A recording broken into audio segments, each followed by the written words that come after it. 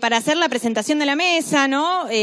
Contar que una de las características de esta universidad, ¿no? Comprometida con el pueblo que sostiene la UNLA, es el planteo de la agenda compartida de la universidad con la comunidad, no entendiéndola como poner a disposición la ciencia para los problemas de la gente como si fueran un otro incapaz, extendiendo su conocimiento a quien nada lo sabe, sino entendiendo que la universidad es o debería ser el pueblo, que no son o no deberían ser condiciones excluyentes, sino en comunión, siendo el mismo pueblo el que conoce y hace para resolver los inconvenientes de la vida en común. Las desigualdades sociales hacen que muchas veces el arte sea privilegio de unos pocos.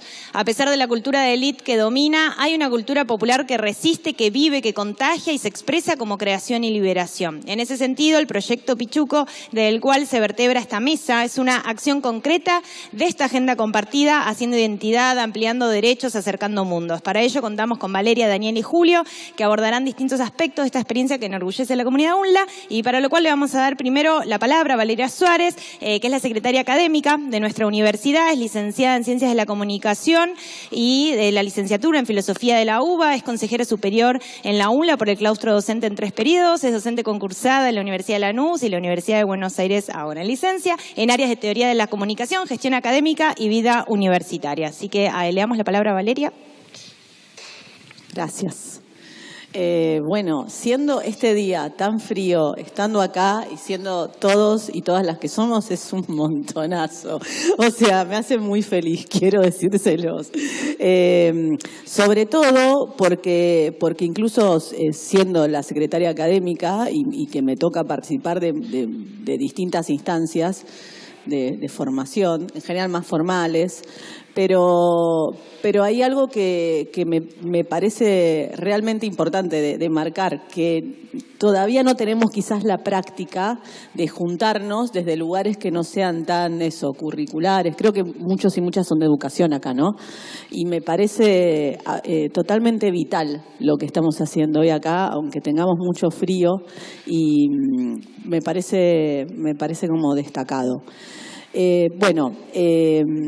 Un poco para ser breve, porque en esto de estar situado, recién el profe me dice, se me va el tren, y quizás les pase a alguno o a alguna de ustedes, y hace rato que están acá escuchando, y creo que también hay cierta comunión con el pensamiento de Kusch, que seguramente desde distintos lugares uno fue como eso, acercándose y leyéndolo.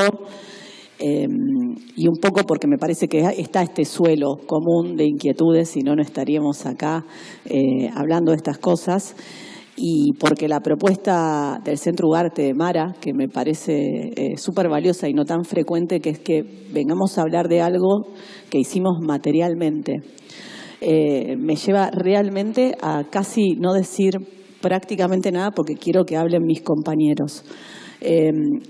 Sí, una sola como cuestión, porque por mi desvión quizás formativa y porque soy una persona que habla un montón. Yo estudié comunicación y filosofía.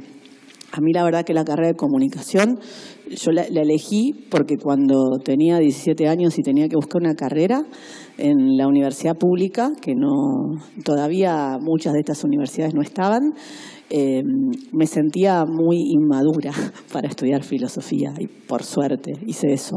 Entonces, comunicación me parece que es una carrera que me abrió las puertas a un montón de cosas, entre otras a encontrarme con personas y encontrarme con distintos saberes.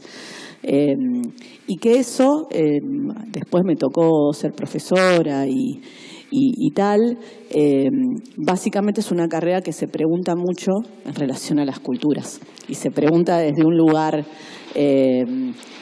no necesariamente, creo que fue desde los lugares más honestos y progresistas y reales en los que se me acercaron pensamientos en relación a lo que son las culturas y la construcción de la identidad cultural. Básicamente no trabajamos tanto, o salvo algunas personas o algunas áreas, el análisis de medio o la cuestión que tiene que ver más con la información, sino con cuestiones que tienen que ver con la construcción comunitaria de sentido. entendiendo esas comunidades como comunidades que son diversas, ¿no? Como que no hay solo una comunidad hegemónica que construye y habla todo el tiempo entre sí y tal. La carrera de filosofía fue una carrera a la que fui después, cuando estaba terminando la otra.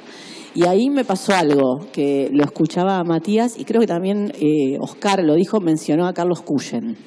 Bueno, yo en la carrera de filosofía, salvo en la materia de Altamirano y Terán, que se llama Pensamiento Nacional, que básicamente es la discusión Sarmiento-Alberdi, después un poco de ingenieros, yo no leí a ningún pensador menos pensadora, ni argentina ni latinoamericana.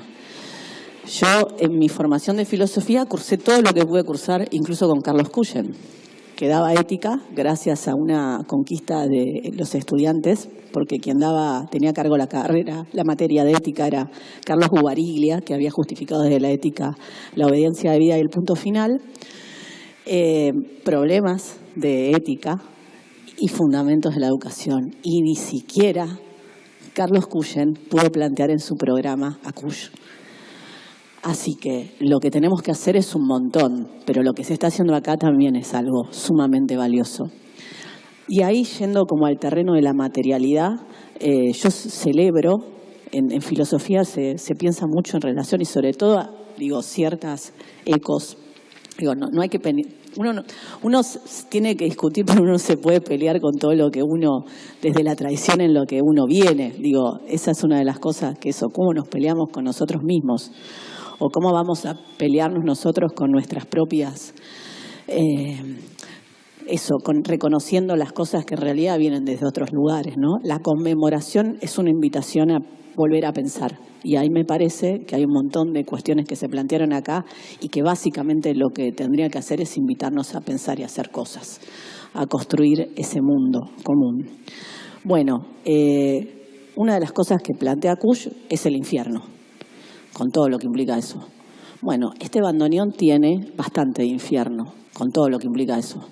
Bueno, este bandoneón tiene bastante de infierno, porque haber construido ese bandoneón, que ahora lo van a explicar mis compañeros, y Julio va a hablar del proyecto pedagógico, y quizás hasta tocar, porque ¿para qué digo?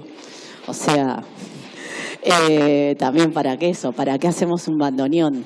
¿Y para qué enseñamos también? Para que las personas toquen el bandoneón.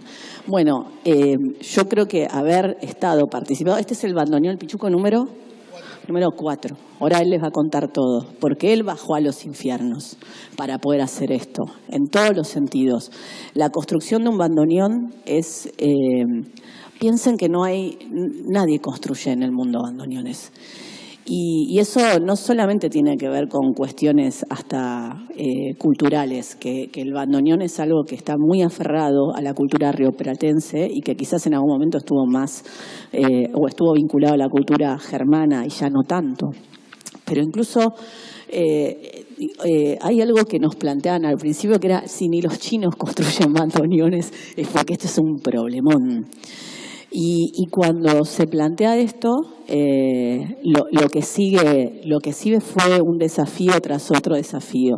Entonces, yo creo que no tenemos que envidiarle nada al trayecto que hizo Ulises, porque esto yo creo que fue eso, fue como mucho más complejo.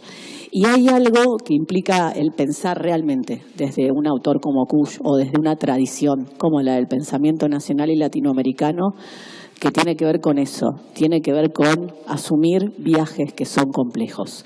Porque en esos viajes complejos no solo uno se pelea con un montón de personas que detentan poderes, que detentan construcciones, que ridiculizan, que hostigan, sino que también uno se tiene que, de alguna manera, discutir con las propias formaciones, discutir con incluso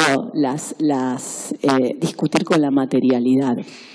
Entonces, cuando lo escuchaba a Mati en relación a la diferencia entre la lógica y lo mítico, claro, es que el reino de la lógica es un reino donde nunca se ponen en juego verdades.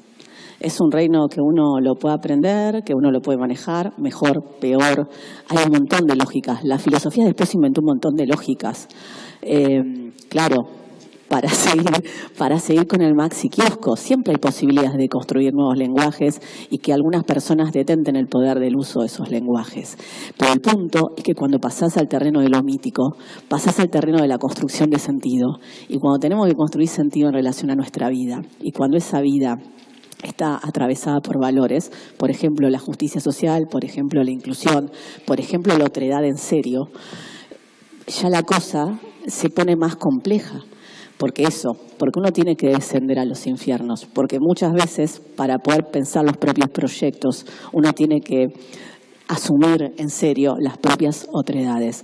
Bueno, el pueblo tiene que ver con eso, así que yo les muestro, les vamos a mostrar y ellos le van a hablar, porque ellos son los que, Dani, y allá están Francis y Ulises de la Dirección del Patrimonio Histórico, que son trabajadores y que forman parte de este proyecto. Ellos descendieron realmente a los infiernos. Yo, de alguna manera, tratamos de pensar con Julio una manera de empezar a enseñar. Hablar de proyecto pedagógico es un montón, y ni siquiera creo que quiero hablar de pedagogía, porque bien no sé qué es la pedagogía cuando se habla de la pedagogía. Pero en este infierno hay mucho más pueblo que en el espíritu absoluto de Hegel. Los paso con Dani.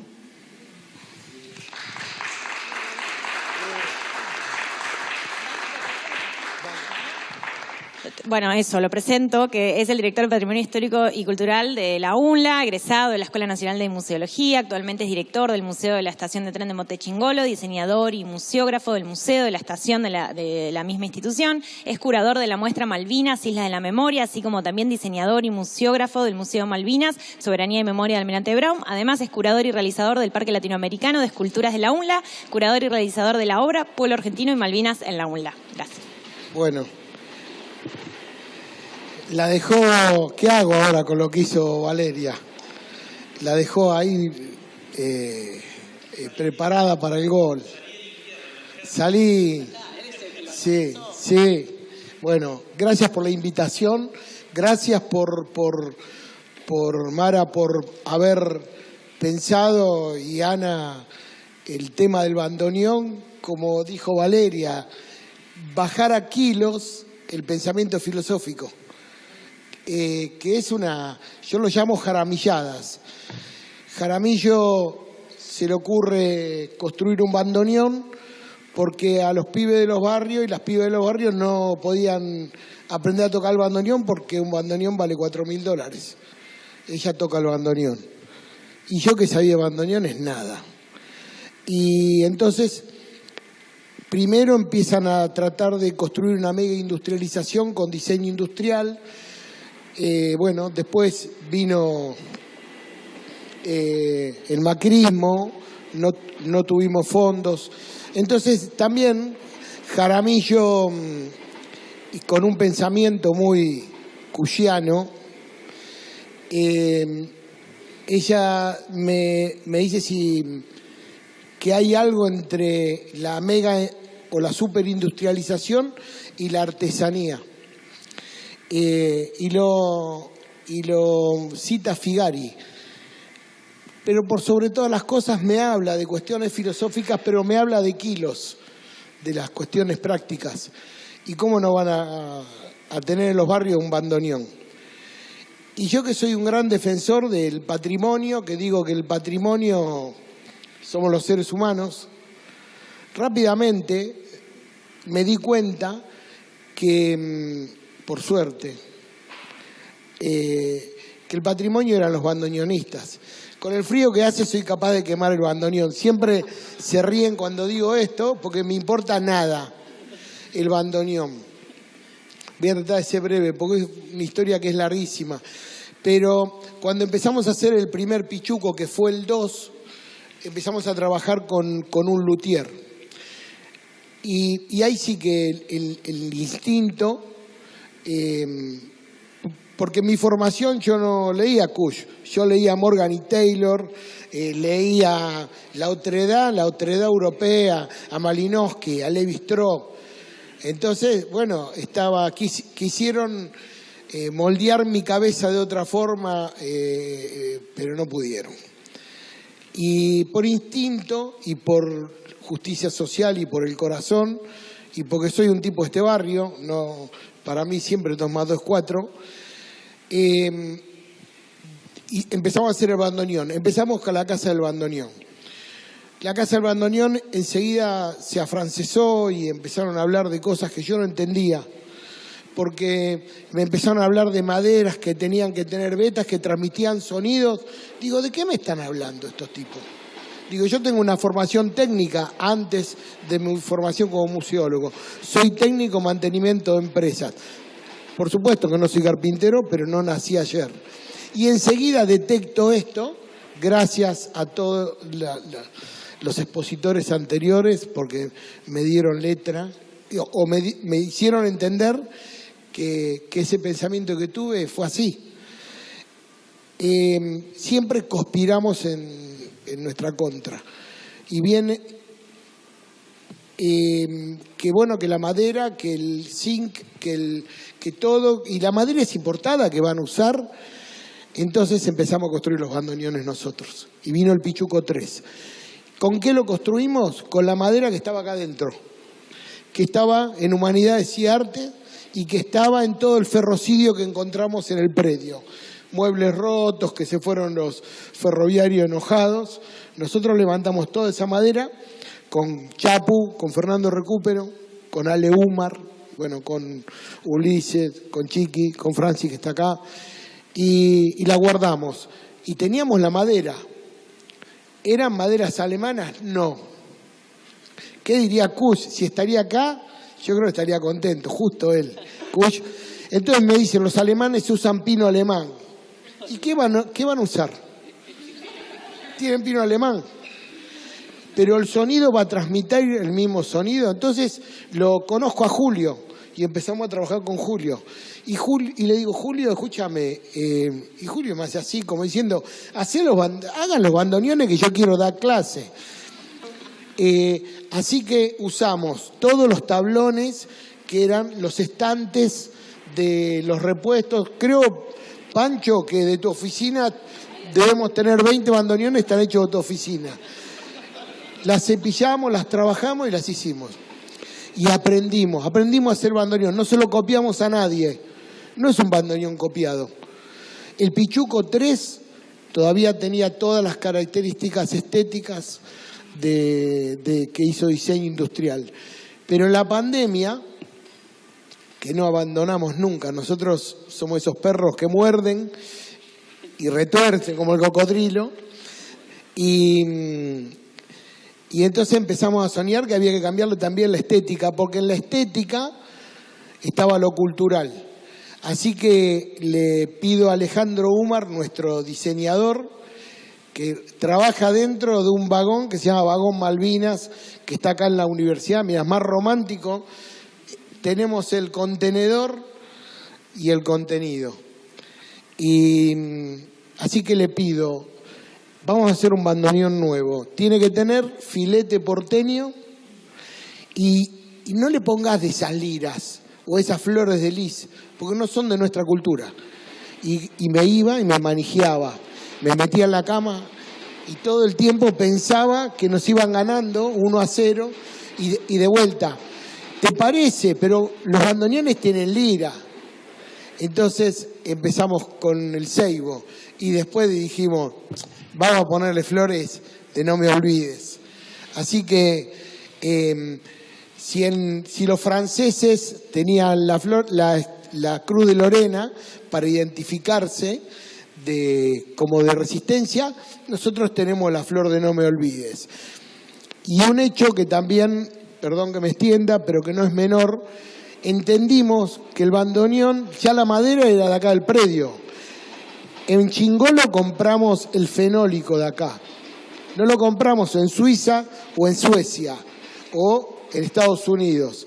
Nos trataron de vender cola vinílica, ya está. Eso me volvió un entendido porque ahora soy un entendido en cola vinílica. Y compro una, ahora estoy comprando una que vale 50 pesos y antes compraba una que valía 2.000 o 3.000 pesos. El cartón nos preparó una matriz y lo adhesivó a la tela una compañía de cartón de Caraza, Lanús. La tela la compré en Telas Cristina, la primera que está en Lanús. Y la segunda me fui a la retacería de Bursaco. Cuando me vieron entrar me dijeron, ¿cómo qué querés vos acá? Yo no estoy, hoy me puse primoroso para todos ustedes, pero siempre estoy hecho un rotoso. ¿Qué querés vos acá? Y cuando yo cuento el proyecto, me dan más metros por menos precio. Y ahí es que hacemos los fuelles para todos los bandoneones.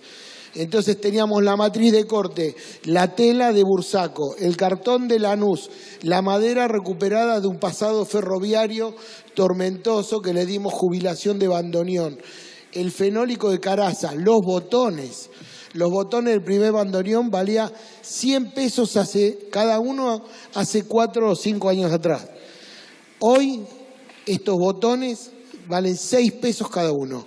Los hizo la matriz, una empresa de Lanús, y la inyección de plástico es una cooperativa.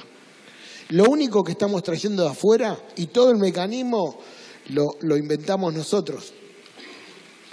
Lo único que traemos de afuera son los peines, que los trajimos de República Checa. Fue la rectora en un viaje se desvió, se fue, hoy todo eso está en guerra, bueno, y compró peines. Nuestro desafío ahora es hacer los peines nosotros. Primero los bandoneones iban a ser para las escuelas, ¿no?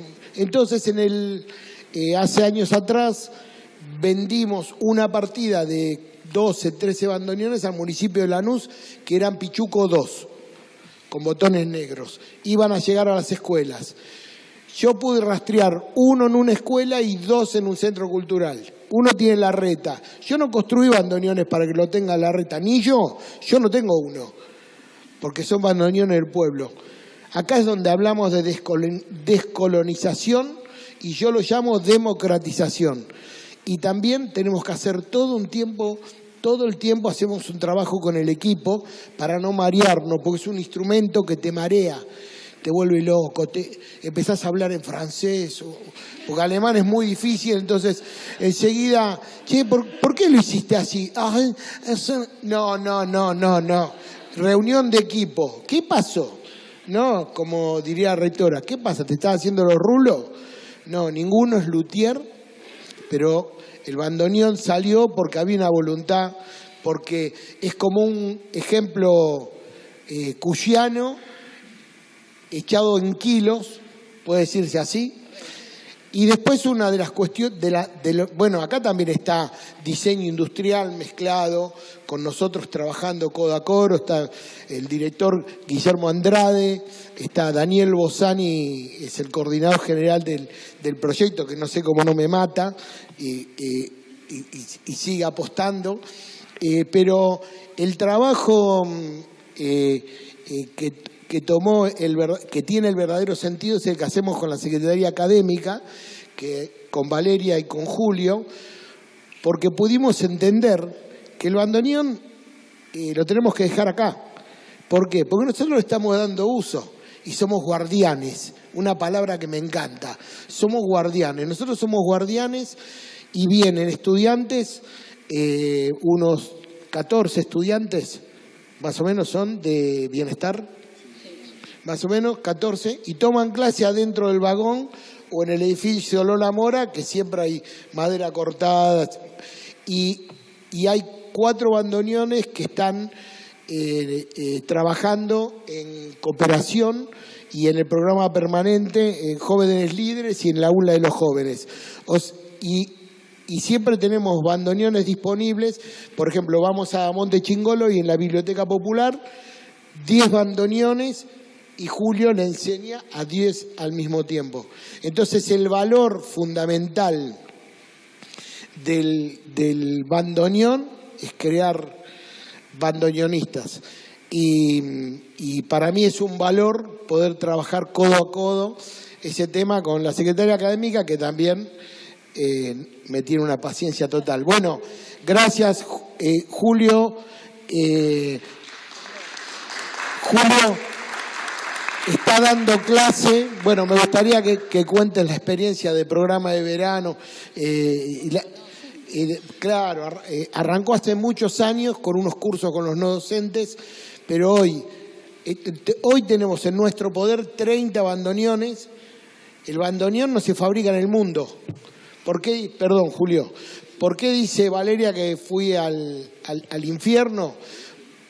Porque todo conspiró en contra. Pero yo abro la puerta y tengo 30 bandoneones ahí. Y ahora estamos haciendo 30 más. Desde 1939, que en Alemania, cuando empezó la Segunda Guerra, no se construyen más. Y nosotros en la UNLA, entendiendo para nosotros lo que es el pueblo, lo que es la justicia social, lo llevamos a kilos y trabajando todos unidos podemos llegar a donde queríamos, que era formar bandoneonistas. Gracias.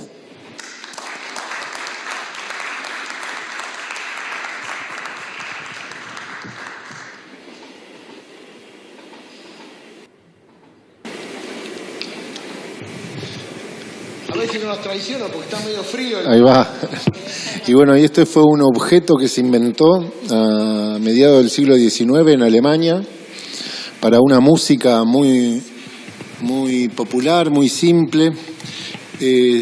Hay veces en el mito que se construyó sobre el bandoneón se habla de la música religiosa, ¿no?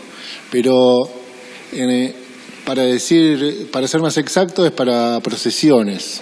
Que la procesión es una de las acciones más populares de la iglesia, es que sale a dar una vuelta a llamar al pueblo y acercar la iglesia al pueblo, ¿no? Entonces, cuando hablamos que el bandoneón nació para una procesión, es que nació para ir al pueblo, y los alemanes se imaginaron muchas veces este instrumento como para tocar una polka.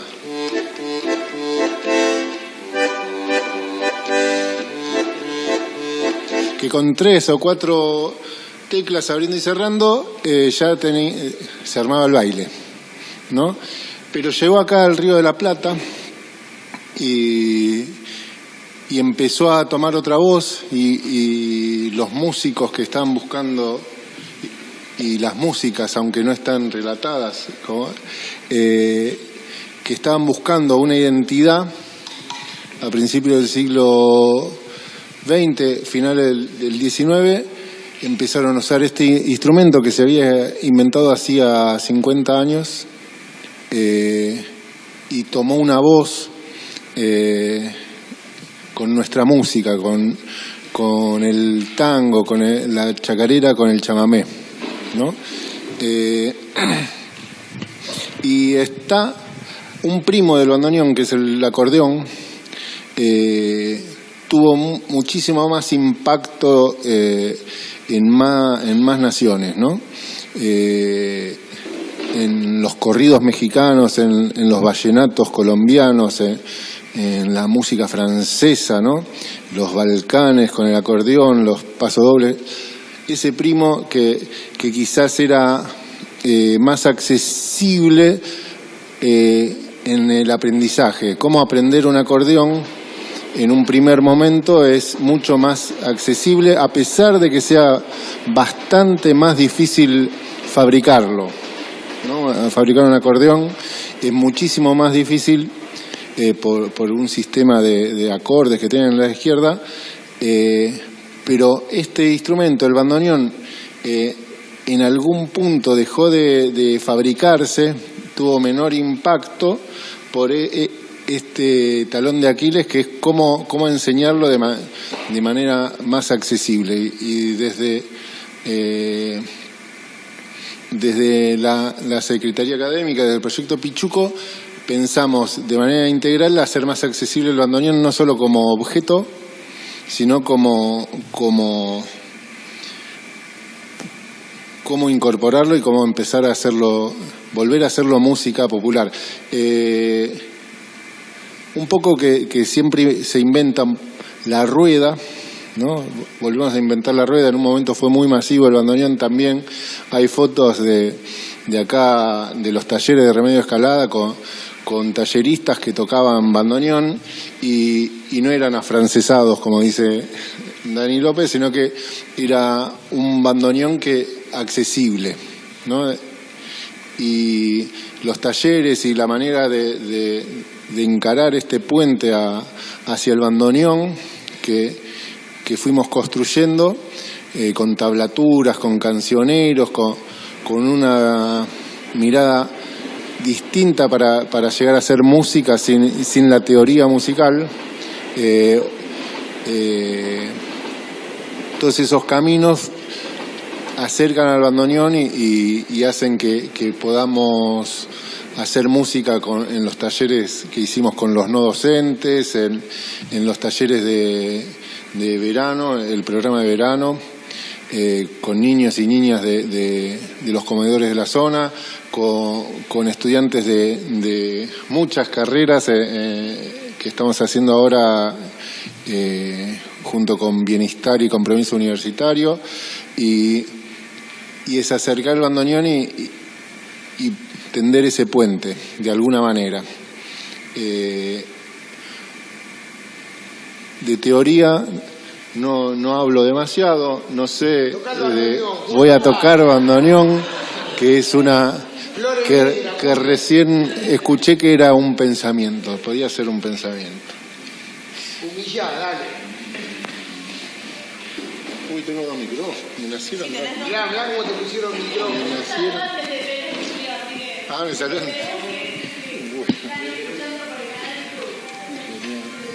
Entonces voy a cantar. Sí.